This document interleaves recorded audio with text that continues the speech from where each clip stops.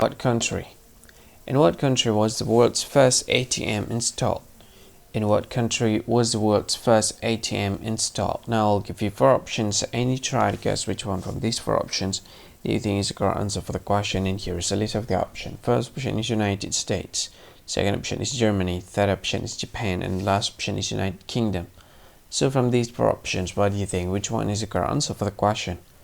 And now let me give you the correct answer for the question, and the correct answer for the question is United Kingdom. So that's the answer for the question, United Kingdom.